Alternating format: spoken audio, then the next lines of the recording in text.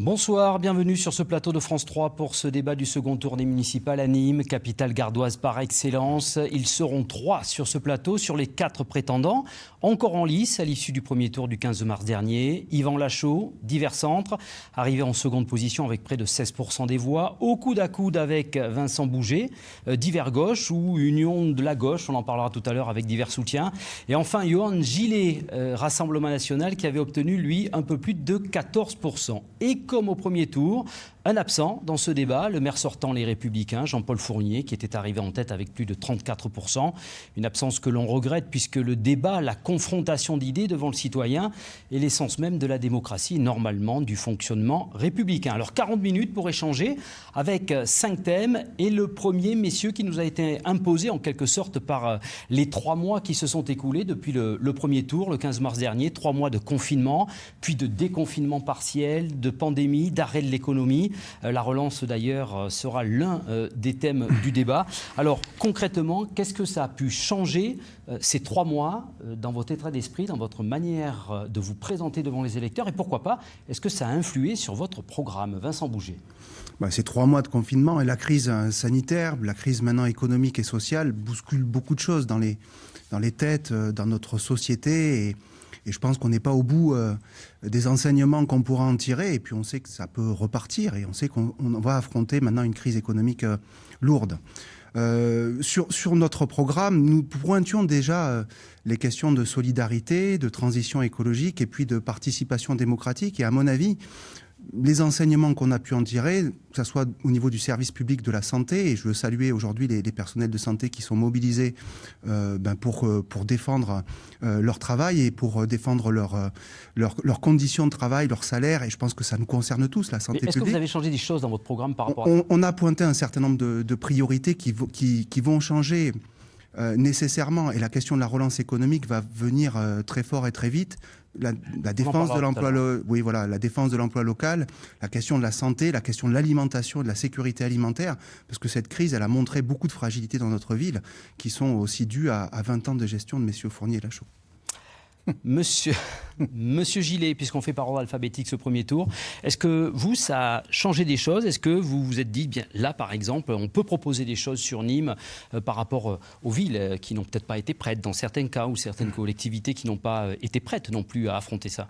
Sur cette crise, la chose, c'est que ça a confirmé que nous avions raison sur notre programme, et notamment sur le localisme. Je pense que dans cette crise, les Français ont renoué aussi avec le localisme, et que ça a confirmé que ce que nous disons depuis des années, finalement, est avéré, et qu'il faut suivre cette trajectoire. Quand vous dites localisme, ça veut dire produire beaucoup plus? Produire local, consommer local au maximum, c'est essentiel. Et sur la crise et sa gestion en général, on va parvenir sur la gestion catastrophique par le gouvernement, par Emmanuel Macron, par les amis de M. Lachaud, c'est très clair, tout le monde en est conscient aujourd'hui. Mais il faut aussi pointer les défauts qu'il y a eu localement. Localement, la gestion de la crise à Nîmes a été catastrophique. Rien pour les entreprises, rien pour les commerces. On a exonéré de droits de terrasse les commerçants. C'est bien gentil, mais ils n'ont pas pu profiter de leur terrasse. Donc encore heureux qu'on les ait exonérés. Mais rien de concret. Mais c'est autant de paiements qu'ils n'ont pas eu à faire pendant cette période.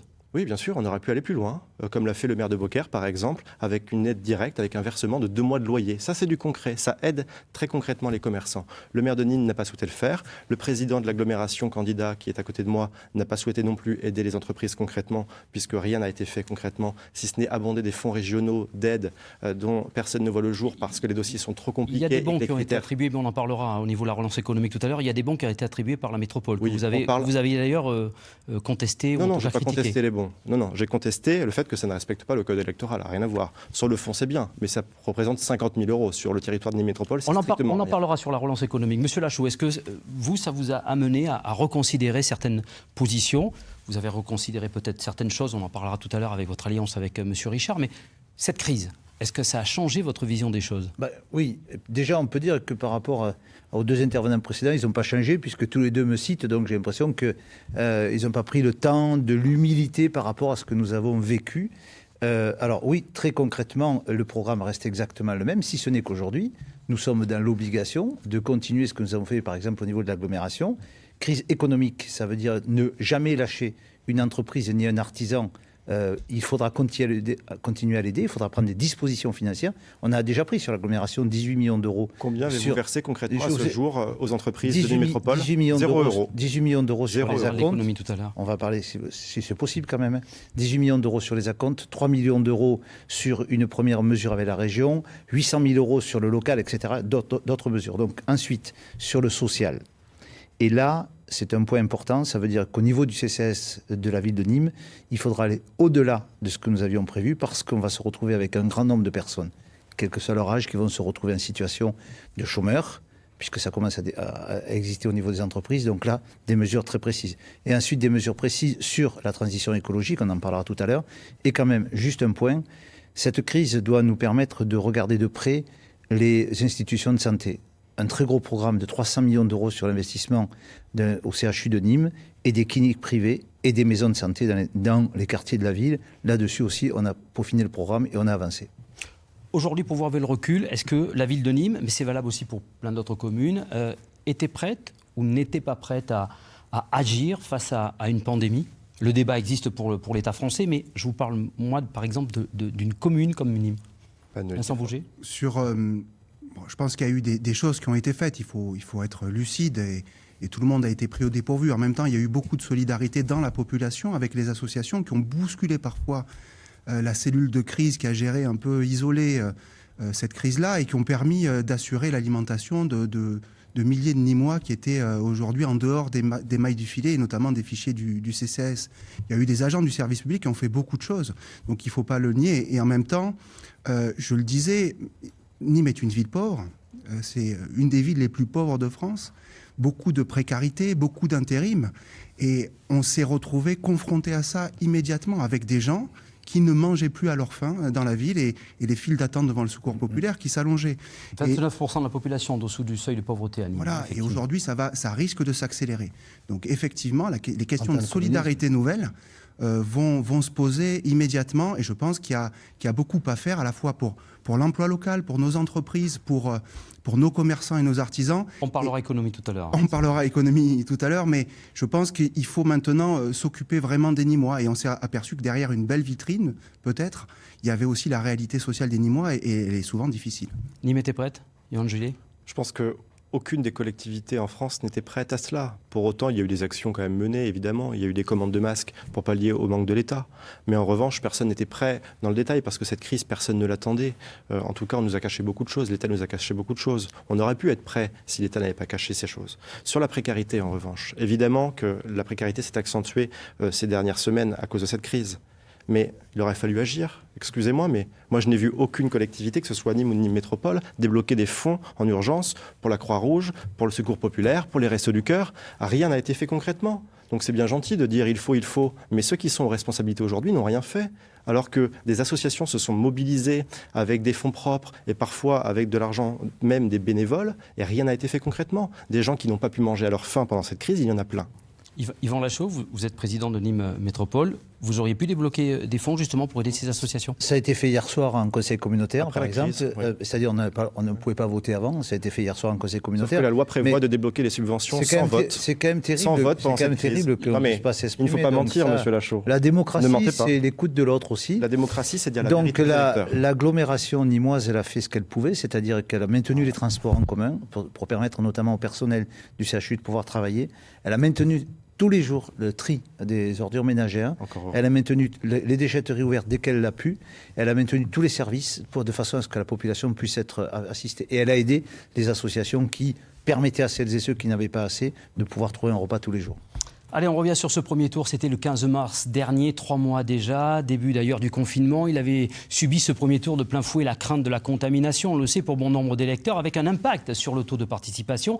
Il a été sur Nîmes de 32,42%, soit 24% de moins qu'au premier tour des municipales de 2014, avec près de 20 000 électeurs de moins qui sont venus voter. Ce sera d'ailleurs l'un des enjeux du premier tour. Un premier tour qui avait donné en tête Jean-Paul Fournier avec 34,35%. 20% devant vous, Monsieur Lachaud, divers centre, 15,74%.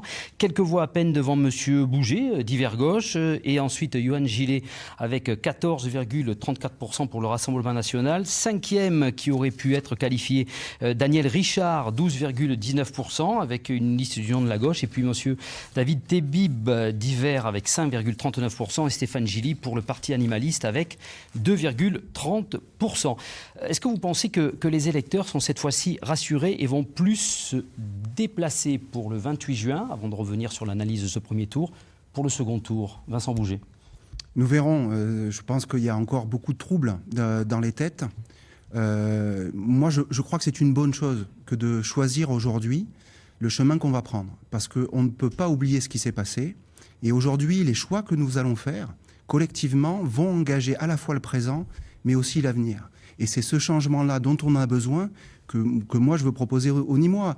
Et les rassurer. Est-ce que vous avez le sentiment qu'ils vont aller voter? J'espère que les conditions de sécurité sanitaire seront absolues et j'espère que les conditions démocratiques, et là on peut regretter l'absence du maire, seront parfaitement respectées aussi. Et je leur dis, prenez la parole. Après tout ce qu'on a vécu, prenez la parole. Johan Gillet, vous avez l'impression, vous avez le sentiment sur le terrain, même si vous les touchez pas, ces électeurs, vous les rencontrez quand même encore, vous avez l'impression qu'ils vont être plus mobilisés ou pas forcément? Un sondage disait hier qu'à peine 40% des Français vont se déplacer. Écoutez, je le souhaite. Et c'est notre rôle de candidat que de faire comprendre aux Nîmois que c'est possible d'aller voter le 28 juin en toute sécurité. Aujourd'hui, la crise sanitaire, elle est maîtrisée. Tout n'est pas parfait, mais on a les moyens, contrairement au début de la crise, de se protéger et d'aller voter en toute sécurité. Donc moi, je dis aux Nîmois, si vous ne voulez plus de ce qui s'est passé ces dernières années, si vous voulez tourner la page de cette gestion calamiteuse, notamment de la crise, il faut aller voter le 28. Allez-y, de toute manière, il y a des masques, il y a du gel hydroalcoolique, vous pouvez aller voter en toute sécurité. Vous êtes aussi rassurant, Yvan Lachaud? Oui, je pense qu'aujourd'hui, il appartient aux Nîmoises et aux Nîmois de faire leur choix, mais ils ont cette possibilité-là. Je crois qu'il faut tourner une page. L'absence de Jean-Paul Fournier aujourd'hui est encore un élément important dans cette discussion-là. Et puis, quand même, qu'est-ce qui est proposé à côté? 30 ans de communisme sur la ville de Nîmes, et on disait tout à l'heure, M. Bouget, divers gauche, M. Bouget est communiste. Donc si on veut que cette ville revienne au parti communiste, on en a souffert pendant 30 ans, je pense qu'il y a des choix importants à faire. Alors le maire sortant, Jean-Paul Fournier, a perdu près de 8000 voix, mais seulement 3% comparativement à la participation du premier tour 2014, avec une partie qui s'est reportée sûrement sur vous, Monsieur Lachaud, et puis ensuite, effectivement, l'abstention. Certains dénoncent pour Jean-Paul Fournier le mandat de trop. Il y a même une lettre de 35 personnalités de la vie civile qui mettent en avant son état de santé. Pour vous, c'est le mandat de trop, Yvan Lachaud? Le mandat qui vient de passer, c'est peut-être le mandat de trop. Ah, d'accord. Déjà, celui-là, je pense que c'était un mandat de trop. Je pense qu'aujourd'hui, vous faites référence à une lettre qui est sortie d'un certain nombre de Nîmoises et de Nîmois. Moi, on a parlé de calomnie. Il n'y a pas de calomnie. Je pense que je respecte celles et ceux qui l'ont fait. Je ne suis pas du tout à l'initiative et je ne l'aurais pas signé. Mais aujourd'hui, force est de constater que ceux qui le mettent en avant font état d'un constat d'huissier sur une interview de Jean-Paul Fournier qui est compliquée. Je crois que lorsqu'on est en bonne santé déjà, c'est compliqué de piloter une ville et qu'aujourd'hui, M. Fournier ne vient pas ici. Alors la question à se poser, c'est est-ce qu'il ne veut pas venir ou est-ce qu'il ne peut pas venir? Donc je crois que c'est une question qu'on a à se poser, mais sans attaquer la personne. Moi, je ne tiens pas à attaquer l'homme, je tiens simplement à dénoncer la capacité de pouvoir piloter une ville. C'est pas l'homme qui est attaqué, c'est le maire, effectivement. Johan Gillet. C'est exactement la même chose. Moi, je n'attaque pas sur des questions personnelles et je ne souhaite pas commenter cela. Ce que je dis, c'est que oui, il faut tourner la page. Il faut tourner la page de la gestion par Jean-Paul Fournier et par Yvan Lachaud. Pour moi, c'est les mêmes, excusez-moi, mais ils sont tous les deux issus de la même majorité. Ils ont tous les deux, même tous les trois avec M. Bouget, appelé à voter Emmanuel Macron en 2017. Enfin, à un moment donné, soyons lucides. Si on veut arrêter... Les circonstances étaient particulières si on deuxième veut... tour des présidentielles. Oui. Excusez-moi, on a des convictions, on ne les a pas. On va le préciser, oui. On a des convictions, on ne les a pas. Madame Le Pen en face, oui. Oui, d'accord, vous avez préféré Emmanuel Macron à Marine Le Pen. Ah là, il n'y a pas photo. Ok, très bien. Mais excusez-moi, mais si on veut tourner la page, de Jean-Paul Fournier, c'est pourquoi? C'est parce que l'insécurité est galopante à Nîmes. C'est parce que les commerces ferment en centre-ville. C'est parce que la ville est de plus en plus sale. Vous voyez ce qui se passe aussi dans l'insécurité, on va en parler tout à l'heure, mais c'est catastrophique. Il y a eu un laxisme généralisé. Et il faut tourner cette page, c'est évident. Vincent Bouget. Bon, voilà, c'est 20 ans de mandat. c'est la moitié de ma vie. 20 ans de mandat et de gestion commune. Je suis désolé, monsieur Lachaud, mais vous avez voté avec le maire, vous avez défendu une politique, tout, et sauf sur les derniers mois, de querelles de succession, visiblement, il y a eu un affrontement de personnes. Mais la politique, c'est pas des questions d'hommes. Moi, je veux pas du tout rentrer. Je trouve cette lettre très déplacée. Et il faut rester dans une campagne digne sur le fond. C'est pas des questions d'hommes, c'est des questions de choix politiques qui doivent être faits. Et aujourd'hui, je pense que c'est 20 ans de mandat, c'est 20 ans de passif sur l'économie, sur la vie réelle des Nîmois. Et c'est aujourd'hui cet espoir qu'on a de passer à autre chose. Et cette liste que je mène, qui est une liste de large rassemblement soutenue par l'ensemble des forces de gauche, des écologistes et de Nîmois très ancrés dans la vie de la ville, qui veulent, vous les étiquettes, vous les multipliez, communiste, oui. Et donc qui veulent veulent changer, veulent retrouver ce qui fait l'essence même de la ville, une ville avec du caractère, mais une ville solidaire et qui s'engage résolument pour répondre aux défis de l'avenir. Alors Vincent Bouget, venons-en à ce second tour et à l'analyse qui découle du premier tour. Il y avait diverses alliances possibles, tout le monde vous attendait avec Daniel Richard. La rencontre n'a pas pu se faire. Alliance surprise entre M. Lachaud et M. Richard.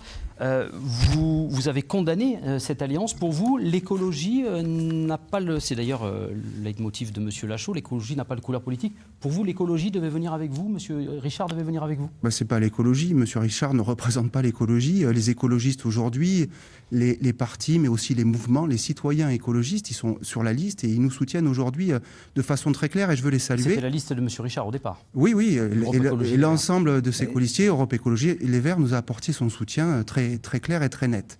Et donc, moi je pense que c'est des alliances un peu opportunistes et qui, très sincèrement, qui grandissent pas, parce qu'on ne peut pas considérer que le mandat que vous avez fait, M. Lachaud, avec M. Fournier, sur la question de l'augmentation des tarifs de transport public, avec la baisse du nombre de voyageurs qui s'est produite, sur la question de l'imperméabilisation des sols, sur ce projet qui est resté une coquille vide de Magna Porta, mais on en reparlera. Vous, c'était pas écologiste?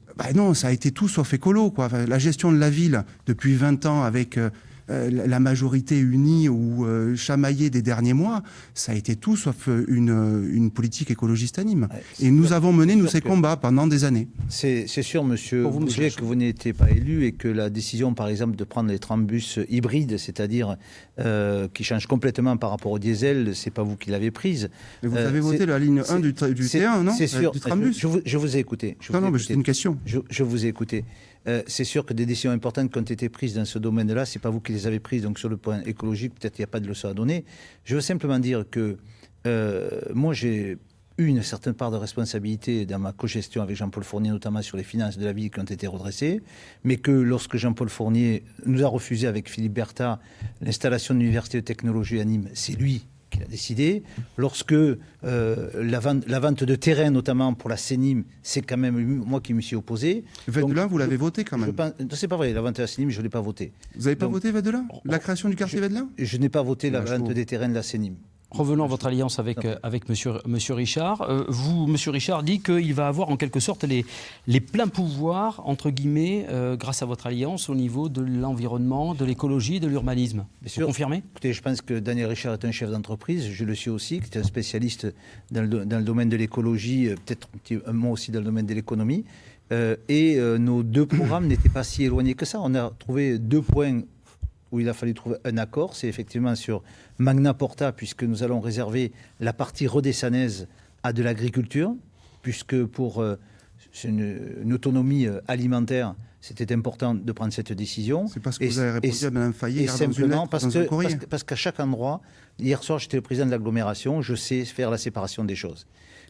Et d'autre part, je sais faire la séparation des choses. Donc, hier soir, je m'associe. Vous confirmez, il y aura des aménagements sur ce projet. Et le deuxième point, c'est sur l'incinérateur. Le deuxième point, c'est sur l'incinérateur. J'avais déjà pris l'engagement auprès du comité de quartier lors du premier tour que le deuxième incinérateur ne se ferait pas à Nîmes, il ne se fera pas à Nîmes. Monsieur Gillet, on va passer à cette économie. Vous l'avez abordé tout à l'heure, vous avez commencé à l'aborder tout à l'heure. Après ces 2 mois de confinement, il y a eu des nombreux arrêts de production, d'emploi, du chômage partiel qui a explosé. Alors l'État et plusieurs collectivités ont débloqué des aides. Comment une ville comme Nîmes et sa métropole peuvent et doivent aider à la relance économique ?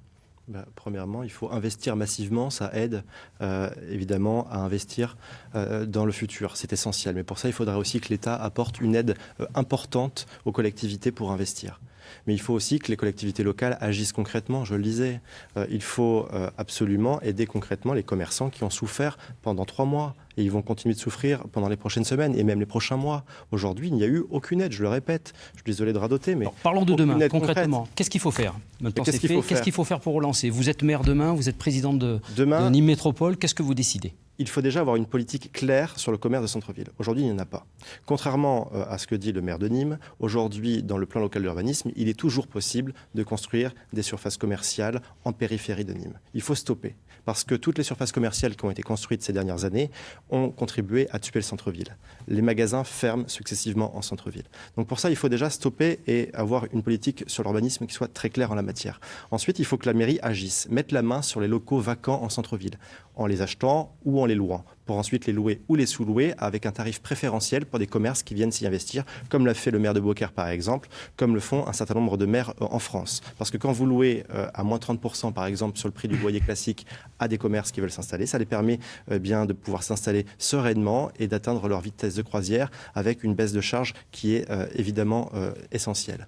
Puis sur l'économie en général, il faut que notre ville soit plus compétitive. Je ne cesse de le réclamer à Yvan Lachaud depuis 6 ans. Ça veut dire quoi, il faut baisser la CFE, cotisation foncière sur les entreprises. Elle est beaucoup trop élevée sur le territoire de Nîmes Métropole. Elle est 10 points plus élevée que la moyenne nationale. Donc pour leur permettre de venir s'implanter. Bien sûr, parce qu'un chef d'entreprise qui veut s'implanter et créer de l'emploi, créer de la richesse, il regarde aussi la fiscalité. Force est de constater qu'à Nîmes, c'est pas attractif de s'installer parce que la fiscalité y est plus importante. Et preuve en est, les résultats de M. Lachaud en termes de développement économique, c'est 0 pointé. Il n'y a eu rien.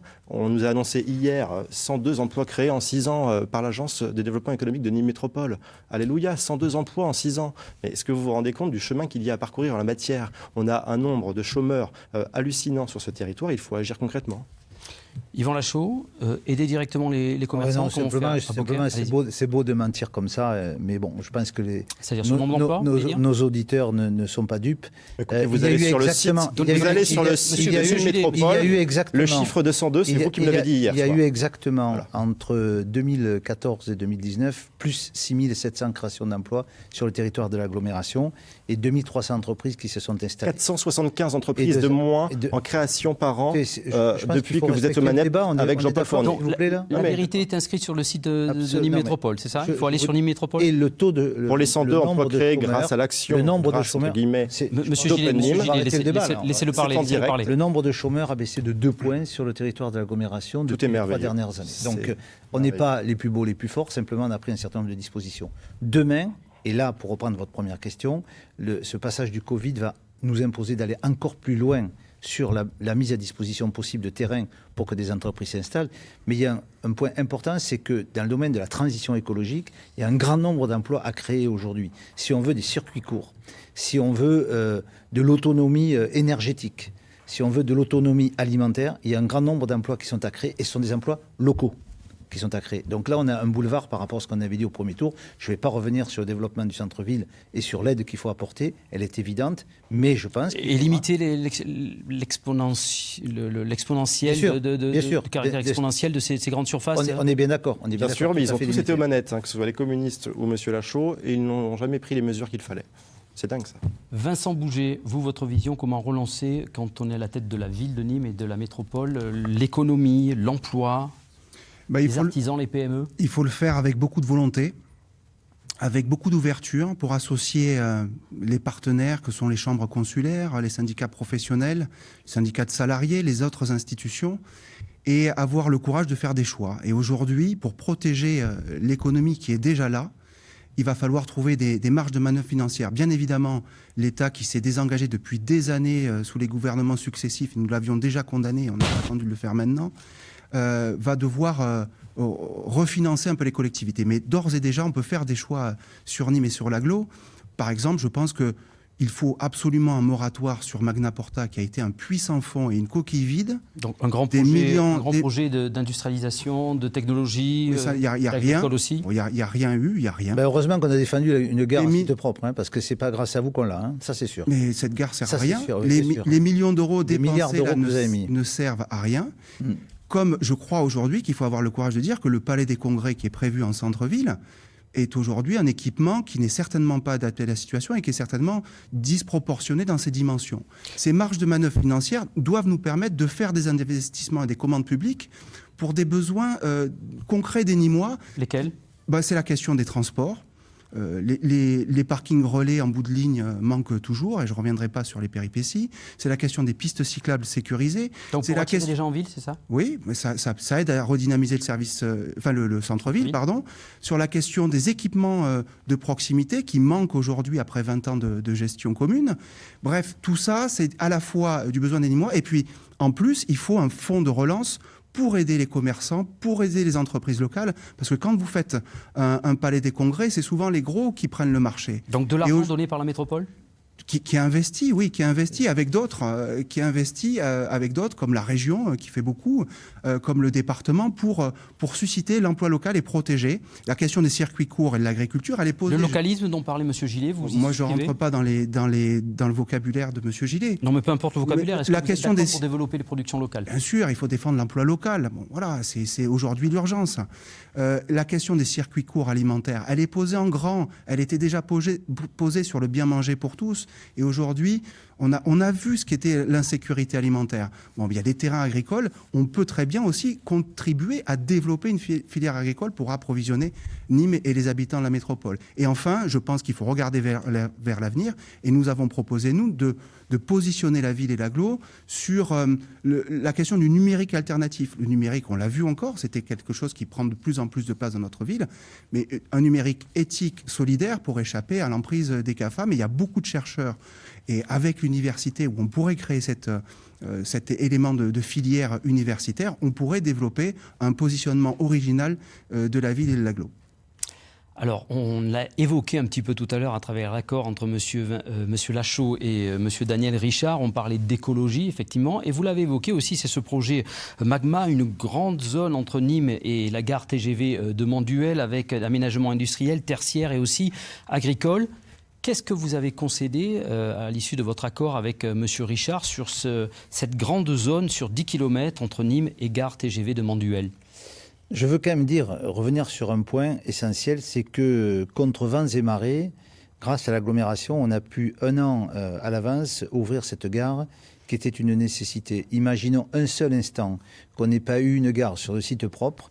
Dans une dizaine d'années, il y avait la moitié moins de TGV qui passaient à Nîmes et nous étions économiquement morts. Regardons la vallée du Rhône, regardons Valence et regardons Montélimar, regardons ce qu'est devenu Valence avec une gare TGV et Montélimar ce qu'elle est devenue. Donc entre Avignon... C'est pas ça, non, je vous ai écouté, monsieur, je n'ai pas trop de leçons à recevoir. Finissez et Regardez répondez-moi aujourd'hui, sur ma entre Avignon et Montpellier, il n'y avait plus de gare TGV, nous étions économiquement morts. Donc c'est une chance. Et donc ça veut dire que sur ce territoire de 180 hectares, sur lequel aujourd'hui il n'y a pas eu de dépenses excessives puisque c'est les premiers budgets qui y sont mis, simplement un rachat par rapport à l'EPF, donc des terrains qui sont sur cette zone-là.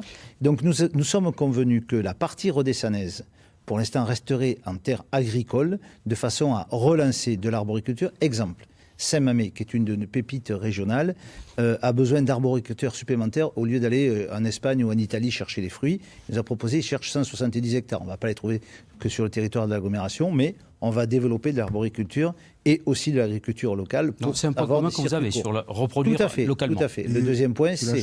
Le deuxième point... Attendez.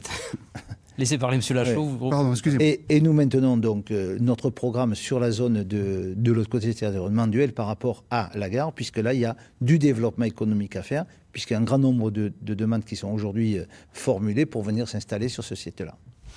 Yohann Gillet, vous devriez être ravi de voir que finalement, on va aider à produire un petit peu plus localement une entreprise. C'est bien de produire localement et j'en suis ravi. Mais j'aime pas les mensonges, excusez-moi. Magna Porta, c'est quoi? Il faut l'expliquer à celles et ceux qui nous regardent. C'est la zone qui est autour de la gare TGV, tout simplement, qui vient il y a quelques mois. Excusez-moi, mais la vérité, c'est quoi? C'est que tous les projets économiques qu'il y avait autour sont tous tombés à l'eau. Toutes les conférences de presse qu'a faites M. Lachaud ces dernières années pour annoncer de grands projets, tout est tombé à l'eau. Si, c'est vrai, M. Lachaud, excusez-moi, qu'est-ce qui est sorti de terre? Rien. Et donc... la bonne aubaine, hop, on va y mettre de l'agriculture autour, ça va remplir, ça permet de dire qu'on a fait quelque chose. Voilà. Ça veut dire que vous regrettez qu'on y mette de l'agriculture? Mais non, mais moi à la base, je vous dis très clairement, on connaît ma position, j'étais contre cette gare parce que les notes internes et confidentielles de la SNCF montraient bien qu'il n'y avait ni nœud ferroviaire, ni problème de saturation de la gare centre. Vous avez voté contre? Mais monsieur, à l'époque, nous n'étions pas élus. Et nous avons été les premiers. Contre? Oui, bien sûr, nous avons été les premiers avant vous même. Et oui, regardez, en 2007 ou 2008 même. Regardez donc, bien. contre la gare TGV. Elle y est aujourd'hui. Concrètement, contrairement à Vincent Bouget qui veut rien en faire, évidemment qu'il faut en profiter pour essayer de développer économiquement le territoire. C'est essentiel. Elle est là. On ne va pas la fermer maintenant qu'elle est là. Mais c'est-à-dire développer comment? En attirant des entreprises, en baissant la CFE, comme je vous l'ai dit, pour être attractif. Le problème de M. Lachaud, c'est qu'il ne veut pas comprendre que si un territoire n'est pas attractif fiscalement, les entreprises ne viennent pas. Ils vont venir où? À Montpellier. Donc on avait créé d'emploi depuis que vous travaillez, vous avez des leçons à nous donner extraordinaires, je suppose. Ni vous ni M. Bouger, je ne sais pas combien d'emplois. C'est de l'argument, ça. C'est de l'argument. Monsieur Lachaud, il faut baisser la CFE pour attirer. La CFE ne représente quasiment rien pour une entreprise aujourd'hui. Quand on regarde les montants de la CFE, simplement, je pense qu'il est beaucoup plus important pour une entreprise qu'on puisse céder sur la vente d'un terrain ou autre, ou aider sur les équipements, que la CFE. La CFE, comme on dit en mathématiques, c'est epsilon pour une entreprise. C'est vrai, monsieur Lachaud, qui est un petit peu en retard en temps. C'est vrai, monsieur Lachaud a créé de l'emploi à Nîmes-Métropole. C'est vrai, parce que depuis qu'il est président de Nîmes-Métropole, il n'a pas arrêté de recruter. On est passé de 400 agents à 500 et quelques, 520. Oui, et la masse salariale est... Concrètement, monsieur Gillet, vous ne développerez pas l'agriculture et la production agricole autour, comme l'expliquait monsieur Lachaud avec son accord avec monsieur Richard, sur ces secteurs-là, avec l'extension de Saint-Martin ou autre? Mais pas que. Mais il faut aussi avoir un travail collaboratif avec la région sur le plan agricole qui est lancé dans les prochaines semaines, parce que c'est essentiel. Aujourd'hui, nos agriculteurs ont besoin d'aide. Il faut aussi tout faire pour que dans les marchés publics, on puisse privilégier les circuits courts. C'est aujourd'hui possible légalement et juridiquement. Donc il faut tout faire pour les accompagner, nos agriculteurs, pour qu'ils se structurent. Et ils le font avec la Chambre d'agriculture de mieux en mieux, afin qu'ils puissent aussi répondre aux appels d'offres des collectivités et qu'ils puissent du coup évidemment générer du chiffre d'affaires de ce côté-là. On va passer à la sécurité. Nous y sommes en plein, malheureusement, depuis un nouveau fait divers dimanche dernier, avec l'assassinat dimanche d'un jeune homme de 21 ans dans le quartier du Chemin Bas d'Avignon. On en avait parlé aussi lors du débat du premier tour, puisque quelques jours avant, il y avait aussi plusieurs faits divers et plusieurs tirs d'armes lourdes. Est-ce que là aussi, ça a fait évoluer votre position, germer de nouvelles propositions sur une sécurité au quotidien, cette multiplication? 3 mois après, on y est toujours dans ces quartiers avec des faits divers. Ce matin, Jean-Paul Fournier disait qu'on ne lui donnait pas les moyens alors qu'il avait interpellé l'État déjà en janvier. Monsieur Bouget. Bon, déjà, effectivement, c'est un drame. Je crois que tout le monde est d'accord ici pour s'incliner devant la mémoire de ce jeune homme qui a été tué par hasard. Et je crois qu'il y a beaucoup d'émotions sur le chemin bas d'Avignon. Et je voudrais dire ces mots d'amitié et de soutien à tous ceux qui le connaissaient. Oui, évidemment, il y avait des problèmes, et il y en a encore. Et on sait très bien aujourd'hui que le confinement a certainement provoqué des changements dans les filières de trafic de drogue. Et on sait que ça peut venir là. La question de la sécurité est une question sérieuse. La question du trafic de drogue et des armes à feu, c'est une question régalienne. Ça relève de la police nationale. L'État s'est désengagé sur ces questions-là. M. Macron et M. Castaner, je l'avais dit ici même, je crois, avaient promis des commissariats de proximité qui ne sont jamais venus. Et aujourd'hui, on en a besoin pour assurer la tranquillité. Parce que où qu'on habite à Nîmes, on a le droit de vivre en paix et en tranquillité. Et ça, je crois qu'il faut le réaffirmer. Et on a besoin de plus de République dans ces quartiers. Et je crois que les populations le demandent. Donc il y a la question. Vous demandez plus de moyens à l'État, bien sûr, comme le fait Jean-Paul Fournier d'ailleurs. Oui, mais on n'a pas attendu. Pour dénoncer le désengagement de l'État et la casse des services publics, parce que globalement, c'est la même chose qui s'est passée à l'hôpital ou qui se passe dans d'autres services publics. L'État s'est désengagé de certains services publics et aujourd'hui, c'est les populations concrètement qui en payent les pots cassés. Donc il faut évidemment que l'État se réengage là-dessus et il faut déployer bien davantage de moyens qu'on l'a fait, avec de la police de proximité. La police municipale Oui, mais c'est pas ses missions principales. La police municipale, elle est là pour faire autre chose. On en a besoin aussi, et on a besoin de moyens, d'accompagnement, on a besoin d'emploi, on a besoin surtout de considérer les habitants de ces quartiers comme les autres Nîmois. Et aujourd'hui, et au bout de 20 ans, beaucoup se sentent considérés comme des Nîmois de seconde zone, et nous disons que nous sommes tous des Nîmois et que nous avons les mêmes droits. Yohann Gillet, des engagements de l'État ? Évidemment, le désengagement de l'État il est très clair depuis des années, mais ça continue de gouvernement en gouvernement, quelle que soit la couleur politique. C'est ça qui est grave aujourd'hui. À un moment donné, il faut remettre les choses dans leur contexte. Je veux bien que le maire de Nîmes envoie des courriers, mais bon, c'est pas avec des courriers qu'on va combattre le trafic de drogue. Excusez-moi. Comment Allez vous se auriez réveiller fait avant. Comment vous auriez fait Déjà, Comment vous feriez Jean-Paul Fournier est issu d'une majorité, a été issu d'une majorité présidentielle qui a considérablement baissé les effectifs de police nationale. Comme M. Lachaud d'ailleurs à l'époque où il était député, où il a voté la baisse des dotations pour les policiers nationaux. Donc ça, c'est une réalité.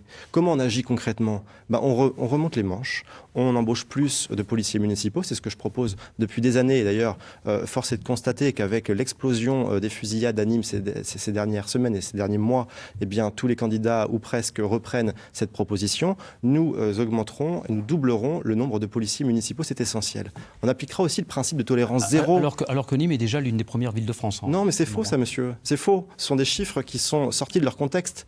Faites le calcul au prorata. C'est toujours des contextes. Faites leur calcul. Des premières villes Non, de c'est France faux, en monsieur. nombre de caméras, Mais vous mentez, mais je vous le dis. avec un nombre de policiers municipaux multiplié par 2. Vous mentez, monsieur. Vous êtes un mauvais journaliste, je vous le dis, vous mentez. Je ne Pourquoi sais pas, monsieur, mais j'ai Faites travaillé le- mes dossiers. Mais non, Donnez-moi vos chiffres. Vous n'avez pas travaillé vos dossiers. Parce que Donnez-moi si vos vous faites- chiffres, monsieur Gillet. Faites le calcul au prorata du nombre Non, d'habitants, allez-y. ce n'est pas le cas.